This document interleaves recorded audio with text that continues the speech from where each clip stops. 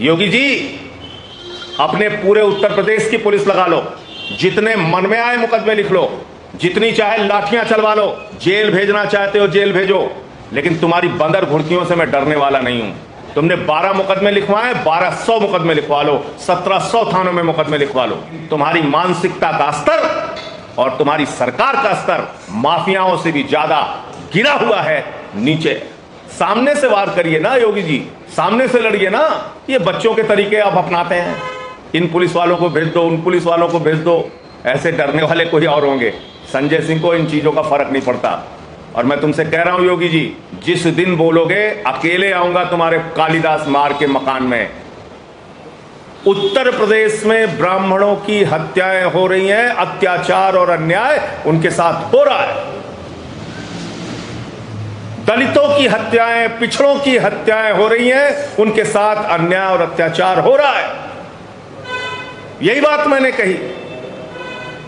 और निर्वेंद्र मिश्रा जी के मामले में एक ईमानदार व्यक्ति की हत्या हो गई, एक ईमानदार विधायक की, एक जन नेता की हत्या हो गई। और उस मामले में जब मैं परिवार से मिलकर लौट रहा था तो सीतापुर में अटरिया में योगी सरकार की पुलिस ने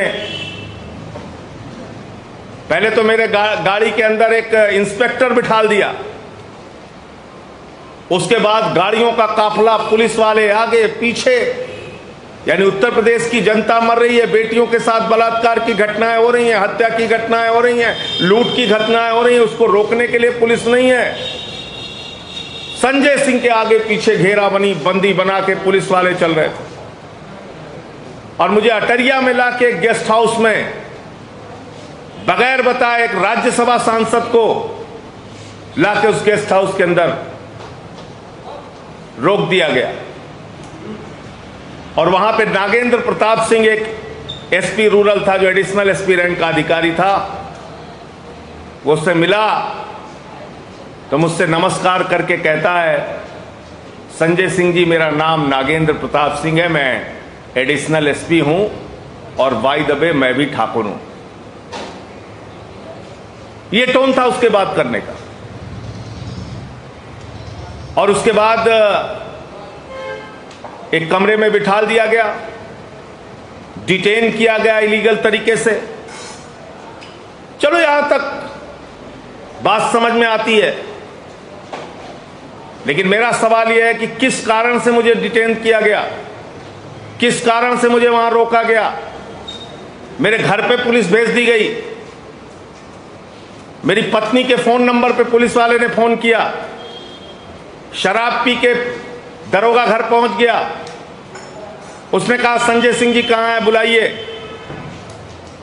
योगी जी, माफिया जगत में भी माफियाओं के भी कुछ नियम होते हैं कि एक दूसरे के परिवार के खिलाफ कोई कार्रवाई नहीं करते, लेकिन तुम्हारी मानसिकता का स्तर और तुम्हारी सरकार का स्तर माफियाओं से भी ज्यादा गिरा हुआ है नीचे।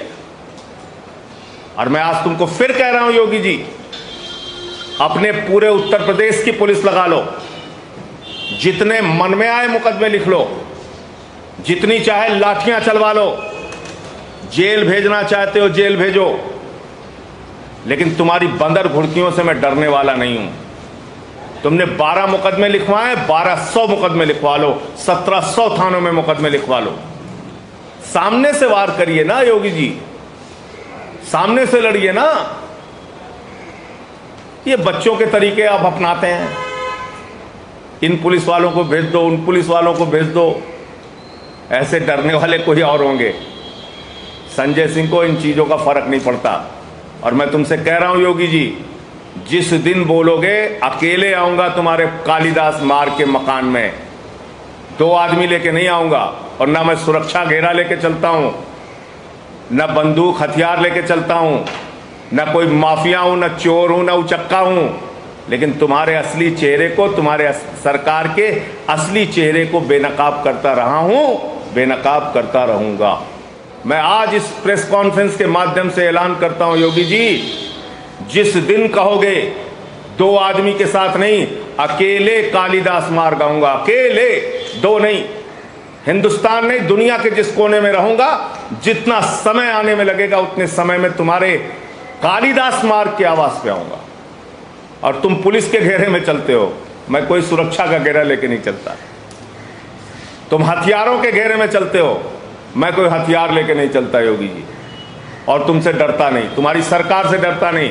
तुम भाजपाइयों के असली चेहरे में जानता हूं। और मैंने तुमसे कहा, माफियाओं के भी कुछ नियम होते हैं। एक दूसरे के परिवार के साथ छेड़खानी नहीं करते, उनको तंग करने का काम नहीं करते। तुम्हारा स्तर, तुम्हारी सरकार का स्तर उन माफियाओं से भी ज्यादा नीचे है। निर्वेंद्र मिश्रा जी एक ईमानदार, लोकप्रिय, जनता के लिए संघर्ष करने वाले, उनकी सेवा करने वाले नेता थे। 2 बार निर्दलीय विधायक बनना कोई सामान्य बात नहीं है। और ऐसे व्यक्ति की हत्या हो गई उत्तर प्रदेश में। उनकी पत्नी को पुलिस वाले जाके मारते हैं, उनकी बहू को मारते हैं, उनके बेटे को मारते हैं। पोस्टमार्टम हाउस में जब उनके बेटे संजीव से मुलाकात हुई तो उसकी वो लाइन अभी भी कानों में गूंज रही है कि चाचा, मेरे पिता को पुलिस वालों ने गीदड़ों से मरवा दिया, मेरे पिता शेर थे। ये उनके बेटे संजीव का बयान था।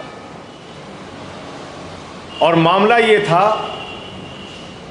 कि वो अपनी जमीन की पैमाइश कराना चाहते थे और कह रहे थे कि जो हमारी जमीन हमारे हिस्से की है वो मुझे मिल जाए, बाकी जो जमीन मैंने रजिस्ट्री की है वो जिसको रजिस्ट्री की है वो ले ले।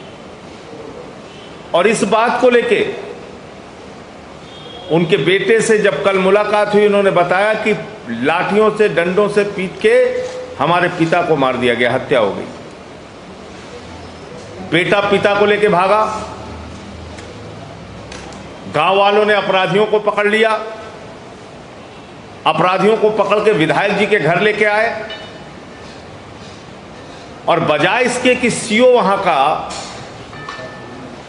का क्षेत्राधिकारी उन हत्यारों पे कार्रवाई करता, उन अपराधियों पे कार्रवाई करता, उसने उल्टा जाकर विधायक जी की पत्नी को मारा, उनकी बहू को मारा और उन हत्यारों को छुड़ाकर अपने साथ लेकर चला गया। यह हो रहा उत्तर प्रदेश में पुलिस की गुंडागर्दी। इस तरीके से पुलिस अपराधियों की तरह उत्तर प्रदेश में काम कर रही है।